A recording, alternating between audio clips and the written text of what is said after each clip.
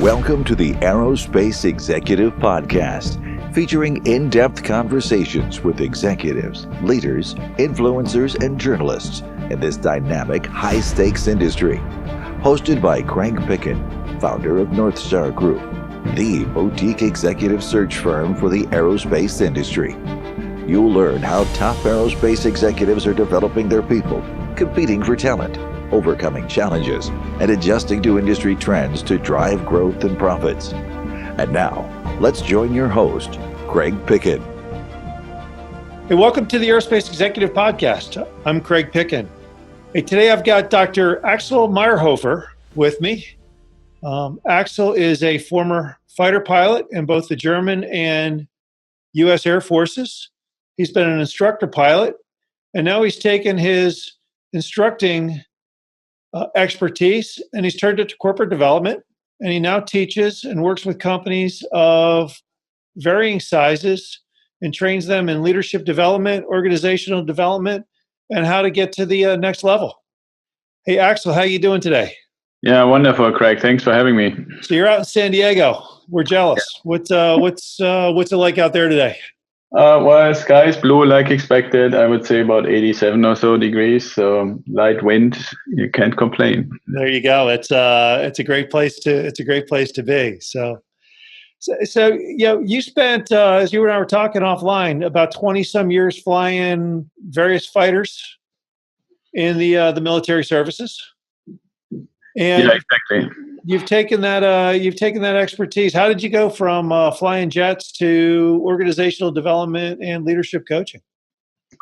Well, one of the things when I started to get older, and I think that's one of the interesting developments when you are a reflective person, is to look at, how did I grow up? What did I do? How did my career develop? And what are some of the learnings? And one of the things that I always found fascinating, my time in before retirement was in the service in the military and still flying on like twice a week basis, but really mainly being in the role of a program leader. I told you, like we developed this International Flight Training Center at Holloman Air Force Base for collaboration between the U.S. Air Force F-117s and our Tornado guys that came over to basically get the more advanced training. And one of the biggest issues that we always ran into that intrigued me was formation flying in weather conditions. And even though we didn't have that weather condition aspect very much in New Mexico, it is one of the most prevalent things in Europe, right? And so that was one of the triggers that made me think, okay, so what did I learn from things that are really transferable? So you mean you do a lot of IFR flying in Europe? It's not like San Diego weather? Yeah, exactly. You do a lot of IFR flying, and I mean the Tornado as well as the F-111s, the two main models that I was allowed to fly in the service, both have some feature called terrain following radar. Yeah, which is something very scary when you are looking at it from a training perspective, to have to teach somebody to be willing to totally let the stick go and let the throttles go and put in the autopilot and trust that the system is actually finding any obstacles and keeping you at the set height level that you're whizzing along at 480 to 540 knots, right? So that is a tricky thing. And if you want to do it by yourself, that's the first step. But then if you do it in a bigger gaggle, then it gets really interesting. Yeah. So you teach companies, you talk a lot about, diamond aviation, the diamond aviation formation, and how you use flying in a diamond pattern to teach corporate executives how to get to the next level. I mean, what does that look like? Yeah. So I basically take the concept of diamond formation flying and I call it diamond formation leadership. And if you were to go with the traditional understanding that a diamond formation is a four-ship of four planes, basically, a lot of the things that people don't necessarily have that much familiarity or perspective on in the business environment that I am now basically working in for the last 15 years is that it's really a three-dimensional game. So if you look at, I'm assigning basically roles to each one of those members of the formation. And the roles are collaboration, team building, cultural sensitivity, and globalization. And if you take a look at that, I'm trying to first find out and help individuals, mostly in leadership positions, to ask themselves, okay, if you see and understand the concept of being information, which most people who have a background in aviation would understand, right? So you keep your position in all three dimensions, but it also means you have to have these planes in balance.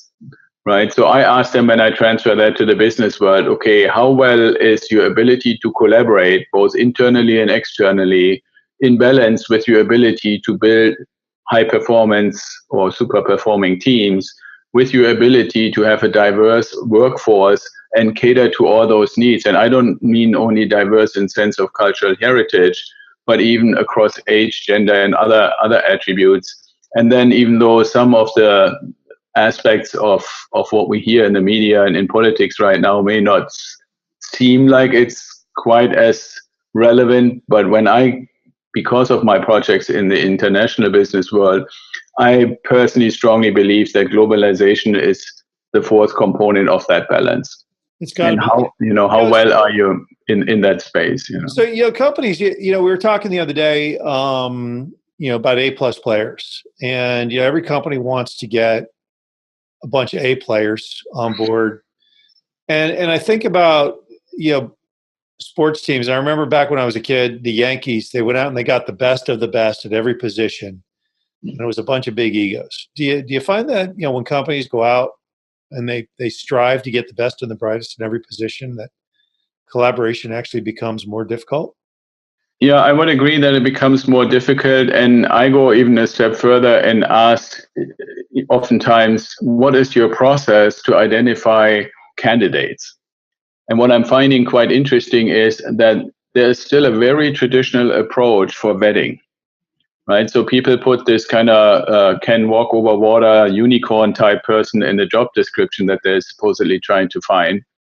And then they have some people reacting to that. If they're smart enough, they're catering exactly to what's being written there, knowing that they're not that person, and nobody would be, right? And so then when they actually bring them in, depending on what the role is and what the position is, they're finding out that the goals that the people have and how they actually look at it is one thing, and how that might fit. But what I personally have found to be a much more important component, which is oftentimes completely neglected, is style. Right. And so if I always use the example it's kind of still perplexing to me that the vast majority of my major clients are in the pharmaceutical and biotech industry these days. I haven't really figured out where the connection to aviation originally comes from, but that's just a fact. And what I'm finding is there are a lot of very scientific people who started their career in some laboratory or something like that, or in some clinical trial organization, and they ascend through the career. But what happens is they put these elaborate job descriptions out, and then they hire people that have the same left brain scientific style that they have. And like you said, oftentimes alpha males or alpha position type style, right? And then they wonder why they're constantly clashing and never really get that one component that I call team building as one of the three-dimensional components in the diamond really to work. Yeah, well, inclusion and diversity, is a huge, the big buzzwords right now: inclusion and diversity. Right. And a good friend of mine runs, she's an executive at Raytheon, does organizational development, and she's focused on diversity. And the one thing about diversity is this: if you get diverse people in, you get diverse thoughts, and diverse thoughts bring diverse ideas. And diverse ideas bring new challenges and make companies better. If everybody's thinking very linear, your company's very linear. Yeah, I would totally subscribe to that. I totally agree to that. One aspect on that point that I would love to add is diversity, if it is also including to say where people either came from or where their families came from. So if you take first generation, second generation as a frame, then it's interesting how diverse fears can be. Like in the current environment, for example, I have a ton of people working in organizations that I'm supporting and consulting in, where either the employee or the relatives of the employees have grown massive fears, even though they might be green card holders or permanent residents and stuff like that, what might happen to them if the current situation gets worse. And that impacts their ability to really be fully focused on the work that we are asking them to do. Yeah. So how are you helping companies, think less linear and more diverse? Well, one of the things is to pay attention to what are the positive attributes and the benefits that people from different backgrounds and different upbringings and different approaches of seeing the world actually bring to the organization. So, that I try to impress upon them to try to establish a mindset or adopt a mindset that is open to ideas and open to innovation. And don't just immediately, when somebody says something that you've never heard about, come with a reaction, oh, that's crazy, that will never work.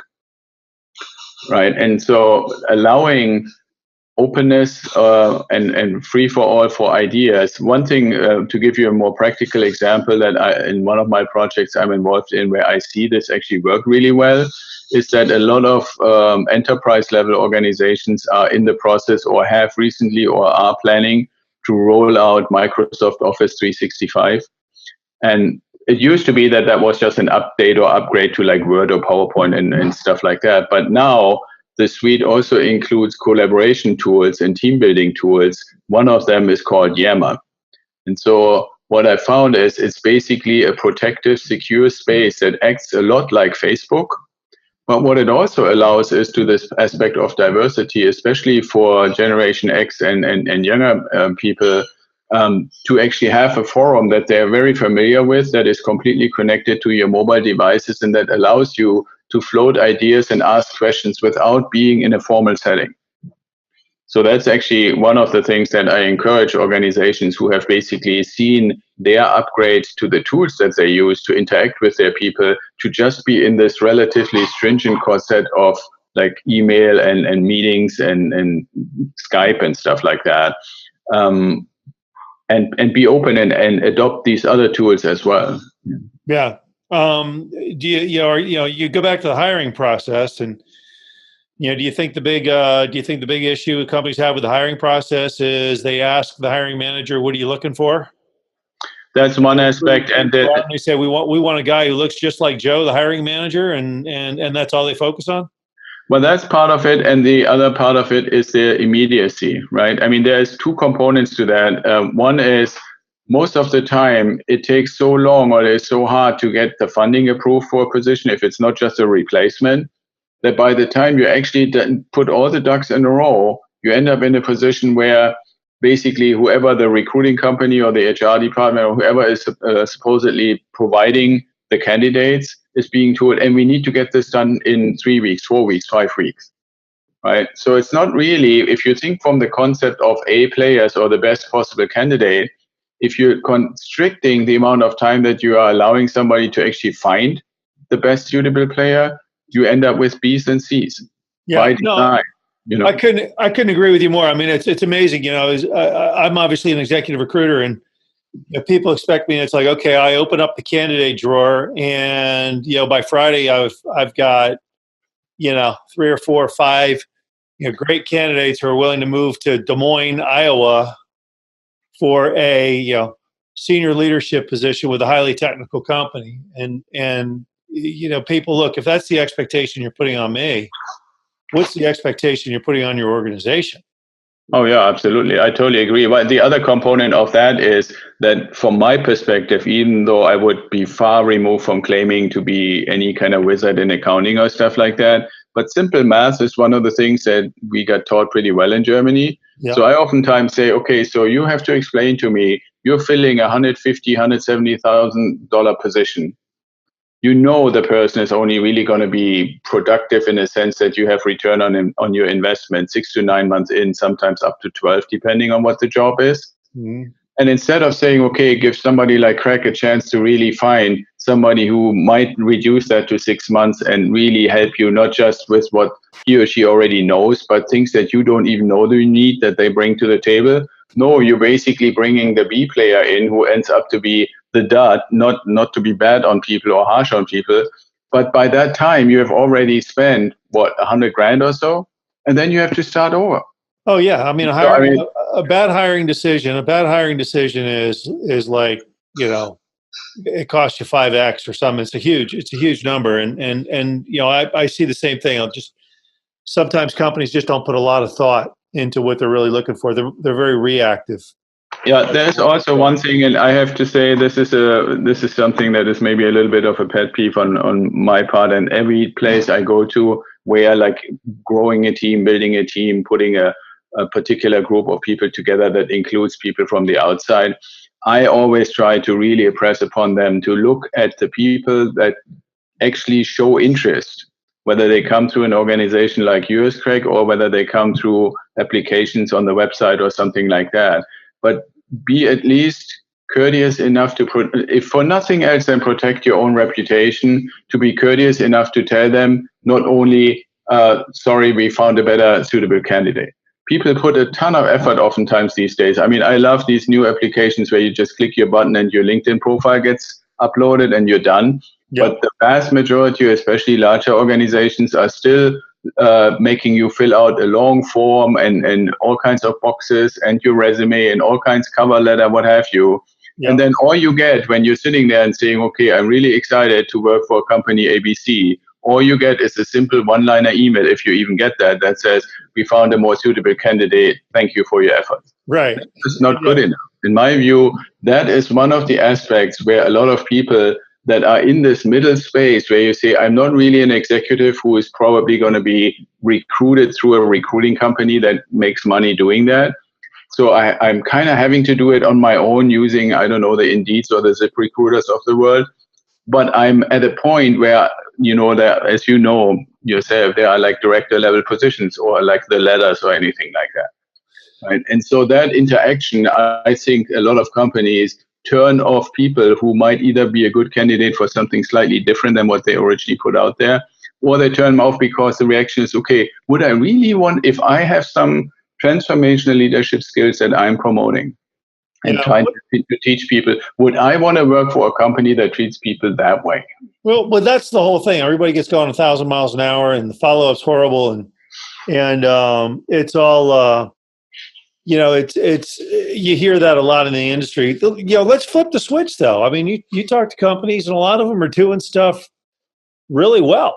I mean, you're involved in pharma development and some other tech industries. What are they doing great out there right now? What I find, those that are actually doing really well, and I would first admit that there is a little bit of a bias on my side, but I see organizations who have successfully, especially at the leadership level, made a transition to a transformational leadership style that is based on relationships.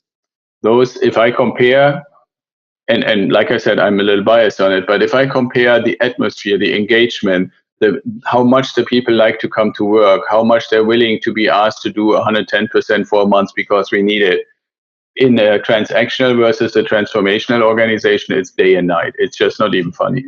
Yeah. What makes a great leader? What are the great transformational leaders doing that the lower quality leaders are not? Well, a couple of things. One thing that they do is they have the ability to clearly communicate well, let's put it this way. They clearly communicate the vision, big and small vision.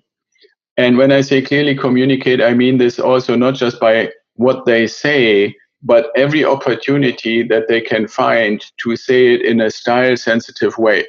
They say it to those people who are very direct in a direct way. They say it and describe it and talk about it in a very data-driven way to the very systematic, analytical people. They tell it an awesome fireside chat story about the vision to the more spirited and artistic and creative people. And they have some way to engage people who are more collaborative or team-oriented.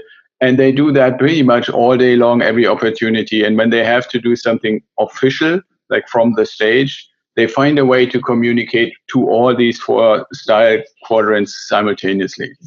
right? So that's one thing, that everybody feels like he or she is being talked to directly in the way and in the style that resonates with them. Are companies teaching that? Are companies teaching how to be a good leader, or are they just teaching how to be good managers? Well, I'm teaching every time I have the opportunity, both through formal programs, like I'm doing a program called the Transformational Leadership and Coaching Program, where people enroll for 6 months and get certified both to become a transformational leader, but also to get an ICF certification for coaching as a leadership skill. But it's also in like being exposed, right? Like when I'm being asked to be a consultant in a leading role for a project, then for one, I'm trying to walk the talk. I'm encouraging anybody in the leadership team to do the same, and I'm trying to bring them, not in formal training, but into more like the day-to-day operations, to see the alternative to sometimes what they do. And that also means, I am sure you have that too, Craig, where people offer something to you or describe something to you, and that if you get on board with them, that is completely counter to your style and to your way of doing, you just have to turn them away. Who's the best leader you've run into? I mean, you talk about who's doing it right. What's, name somebody. Is there anybody out there that you've seen as just phenomenal leader who, if you got in their organization, you'd follow them, over hot coals? Yeah, definitely. I mean, one is the guy who led the company that I'm doing some work here in San Diego. His name is Jim Shibeta. He went back to the East Coast and is the CEO of a up and coming pharmaceutical company. And the other guy is somebody who started out where I was a consultant at Bayer, and he is also now back to the East Coast. His name is Jay Benson. Yep. And they both they impersonated a lot of the things I mentioned, and then some additional ones. Good coaches, good, they can talk, they can coach, they can. Right, exactly. Well, the other part, they can talk, they can coach. What they can also do is they give you the feeling that you are simultaneously respected, that you are being protected, kind of like this under the wings aspect, but that there is just this unspoken expectation that you do your best every day. And you're not being constantly controlled and micromanaged to check if you do, but you basically create an atmosphere where that's the expectation. And what it actually triggers, which is very interesting, is that people naturally in doing business on a daily basis, you can't avoid to make mistakes. One indication for somebody to really being mastering this transformational leadership skill is when your people come to you and self-confess that they did something wrong. Yeah. Is that right? Yeah. Okay. They come in, I screwed up. I did this. I thought, exactly. They come in like, and it's not only the person, as an individual who may have done something wrong. It's even at that level, typically, I have this team that's responsible for getting this particular new approach for this particular software solution out there, or for this particular clinical trial. We thought this was the best way to go about it. I let them go down this path. They spend, I don't know, $5 million and 3 months worth of work, and we have to admit it was wrong. We now know what we should have done, but the money is down the drain, and I'm ready to be punished. And the good leader does what? Does he make the change?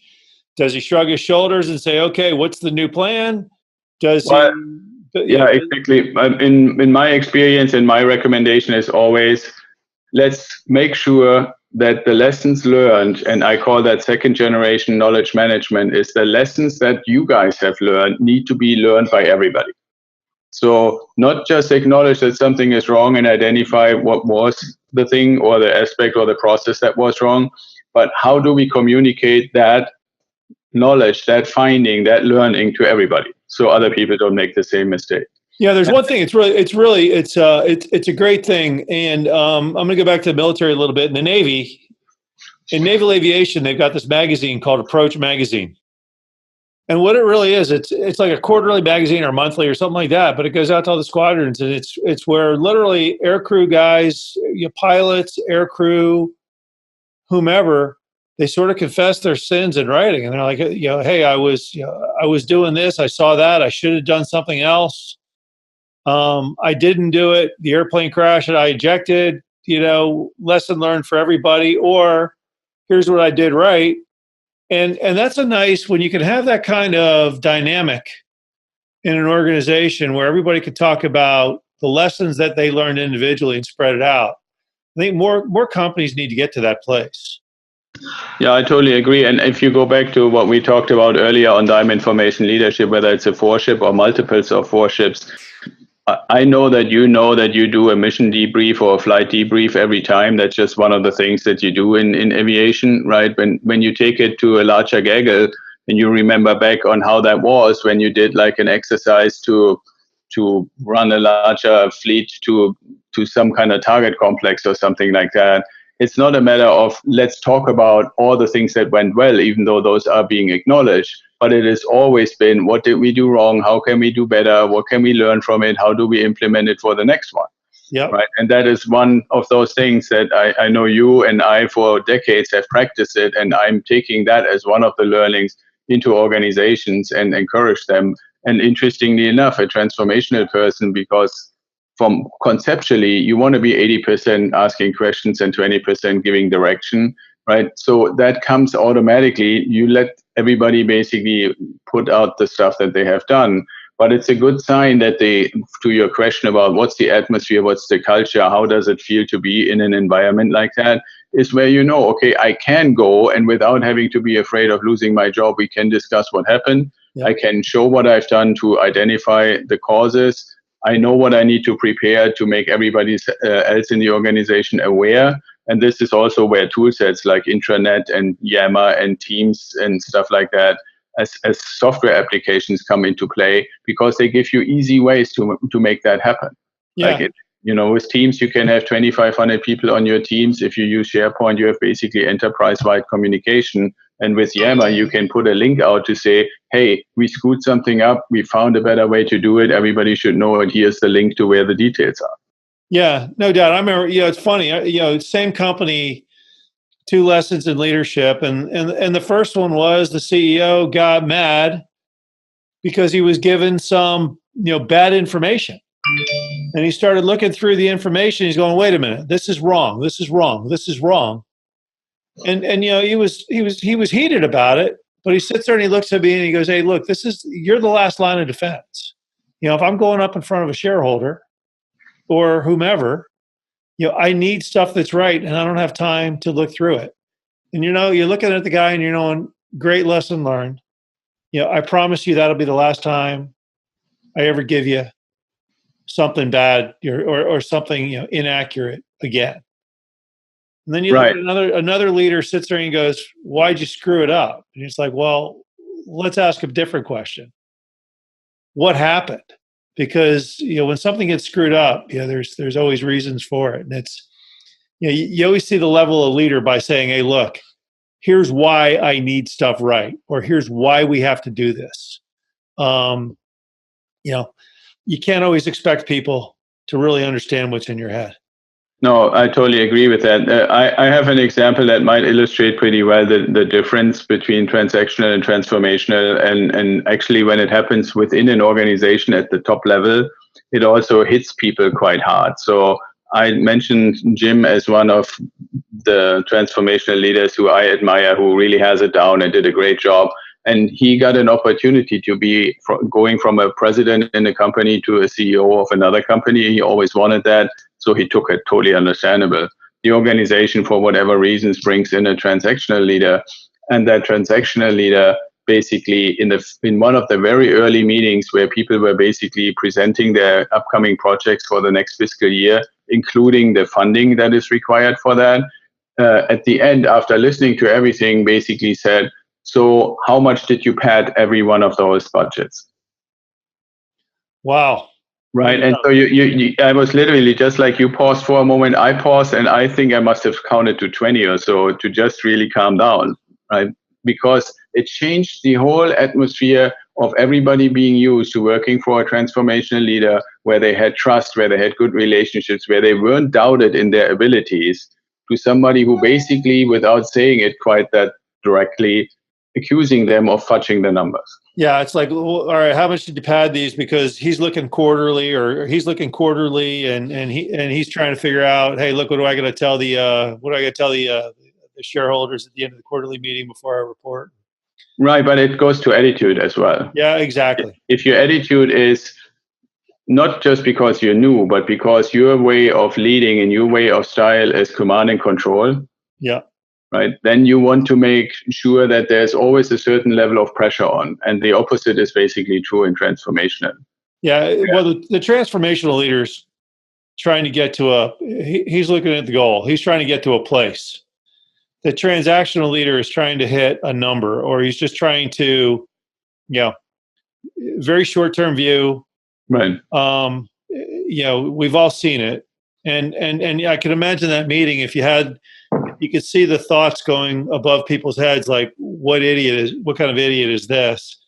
He's been here 3 days and he already thinks we're lying to him. Yeah, and actually went further because people who were self-secure within themselves enough and knowing the industry right now and how the market looks like, within about 6 months, an unusually huge number of really good people left. Yeah, it's amazing what somebody like that'll do to an organization. Which, I mean, it might have been a boom for you. You never know, right? Yeah, no, I'm just saying, like if something like that happens, but it's totally underestimated. Like a style change at the top, especially when it's a pretty dramatic one like that, can really make a huge impact on the organization because people have to focus energy in different places. And that is when we're going back to our thread of aviation, right? I think it's one of the beauties when you don't just go from the mechanics that the checklist teach you or that the flight school teach you, and you say, where's the artistic component here? Is that you can do something with a very limited or minimal amount of energy. And if I go back to my model of diamond formation flying, if you have trimmed out properly and you have your power settings and all your things in the right place, you're not fiddling around a whole lot.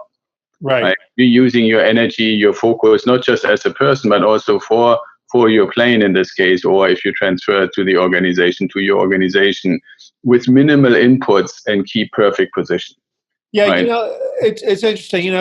A players hate B companies. A players will not go to work for B companies. Right. And years ago, I would get B companies, and you're like, oh, I would be on the phone. I'm like, oh, don't ask me for anything because I really don't want to give it to you. And they're like, hey, we need a new VP of sales. And at the end of the conversation in your head, you're going, all right, what B player can I get for this B company? And it's tiresome because at the end of the day, you don't want you don't want B players. You don't want to talk to B players. You want to find who the A players are. And so through age and experience, it's like, no, I'm not. Why don't you go call Joe down the road? He'll do it for you. It's not for me. Right. Yeah. Well, and it fits very well. There's one of the other things that I always ask when this kind of starts creeping in is, how strong is your need for instant gratification? Yeah. And when the answer is pretty strong or anything that equates to that, you can already predict that that's not going to be the most excellent solution, whatever the issue may be. Yep. I hear you. So, hey, we got, everybody's talking about, and I always ask this, the new generations don't think, shocking. The new generation, the up and coming generations don't think like the older generations anymore. Right. Tech has changed. Tech has changed everything. The world is changing rapidly. What do companies need to do to integrate, the millennials and now realistically the kids of millennials who are coming into the workforce effectively? Well, for me, I personally believe the strongest in the clear communication, any form of other articulation of purpose. If you can make a strong case for what's the purpose of what the organization wants to do, make a strong case of what's the purpose of the department or division that somebody is a member of, what's the purpose of that team, and what's the purpose of your job in that, and make that all work together, then I think this instant urge of, okay, I finished my college and now I need to become a manager first, is going away if there's a strong purpose motive. Do the kids today really think that? I mean, the big frustration I hear with hiring managers is they get a 23, 22, 23-year-old, young executive out of college, and that person wants to start at the top versus paying their dues. I think that's a little overstated, but what do you see? Well, the thing is, I really don't believe that the language that is being used is appropriate. What they want faster than other organizations, other individuals and generations wanted is fulfillment and gratification. They have not, and that I go all the way back to parenting and how they've been raised. They have gotten fulfillment and gratification in every other aspect very, very quickly. Like, when you and I went to school, you either won or you lost. Or if you're lucky and they were a little bit more lenient, you were one in the top three and you may have gotten a medal and everybody else didn't get anything. Right. Nowadays, you go to school, you participate in something, and it doesn't matter how you did, you get some sort of a reward. Right. Right. And that sets a certain culture of fulfillment and gratification that is then also expected in the workplace. And my answer to that is, well, it's not a matter of giving people raises or bonuses or trinkets or stuff like that. It's trying to convert it into do something meaningful.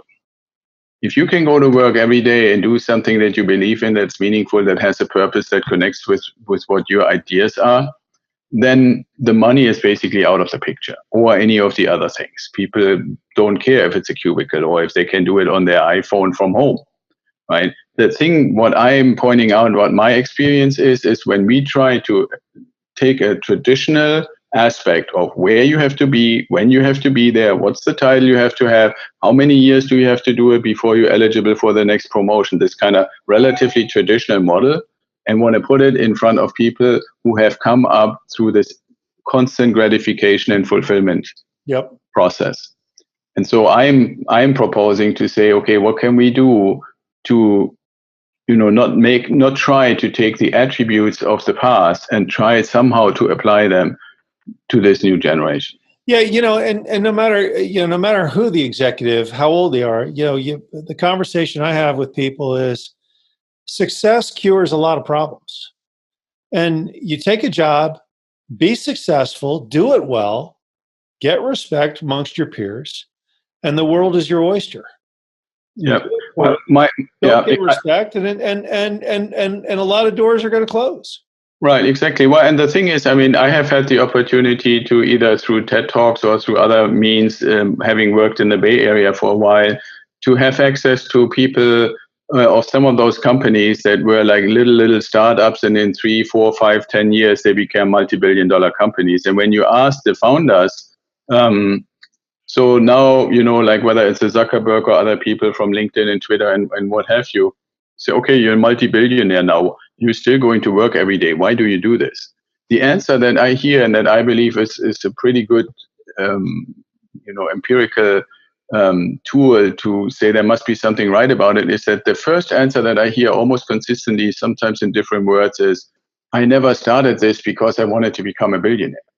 Right.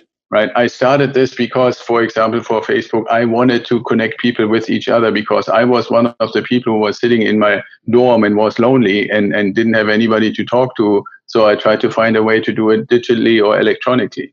Yeah. Right. Well, I wanted to build something where the business community, the professionals, could interact and didn't need to tell each other what they had for dinner. Yep. Right. Stuff like that. So it all, for me, this is some way, shape, or form saying I had a purpose why I did this. Yep. And it's like a pro athlete or a military pilot or whatever. Right. They do it for the love of the game, or the love of flying, or, or believing in the purpose of defending the country or defending democracy or something like that. I grew up and we had the big red bear sitting literally like in shooting distance. Yep. Right. And I think that's, it's interesting. I don't know any really good executives. If the conversation starts with money, it's that's a red flag. It's more if it starts with, hey, tell me about the job, tell me what I can do, tell me about the cool things that that are there that need to be tackled. That's the beginning of a great dialogue. If somebody comes and says it's about the money, I'm a little skeptical. So. Yeah, absolutely. And that's true for money. I believe that's true when people ask for title, right? Like, I've always wanted to become a VP. Well, right. is that really the thing, right? Or I've always wanted to work for a company that has 20, 30, 50,000 people. Is that really the thing? Like if you put these kind of quantitative aspects on it, rather than like a qualitative component, like I say purpose, then you might want to ask yourself, is that really the lasting motivation? I oftentimes go back, I mean, you have to have kind of like your most foundational things. I love, for example, what Jim Collins said in Good to Great, what's a level 5 leader? Right? And what happens if a company doesn't do well? They bring in the transactional guy who lasts for 2 years because then you can't cut costs any further, right? Which is totally quantitative. And so like those are my two go-tos. I don't know if you have that in your podcast about the favorite book thing or that some people do, but I always say for me it's Jim Collins' Good to Great and John Kotter's Leading Change, right? Because I'm a change agent, or if you want to be cute, you can say our iceberg is melting, right? Yeah, so. No, I mean, hey, look, I don't care if you're a level 1 contributor, just a level 1 individual contributor. Be a good one. Yeah. Not everybody was meant to be a level, everybody that reads, the problem with Jim Collins' book is that everybody who reads it thinks they're a level 5 leader, at least initially. But, the fact of the matter is hey, look, if you're just an individual contributor, that's good. Just be a good one. Be a great individual contributor. There's nothing, no shame with that. Yeah. So, but that would be a totally new story if you and I were starting about being honest to yourself, right? Because one of the things is, what do you do when stuff doesn't go so well? Right? And not very many people who think they're level 5 would actually admit that they assume the responsibility, and everything that goes well goes to everybody else, not them. Right. And that's just in a nutshell. If you can honestly say that's me, you might be close. Yeah. No, I mean, I think it all starts, it all starts with looking in the mirror and going, hey, look, it's, it all starts here. So, yeah. Hey, we've been doing this about 40 minutes now. Kind of final thoughts. What, companies doing it well? They doing it average? They got a lot of room to improve. What are you optimistic? Well, what I would say is that the bigger the organization, that's really purely from my experience. In many cases, the bigger the organization, the more they still have to learn and change. Right. And the harder they do in actually accomplishing it.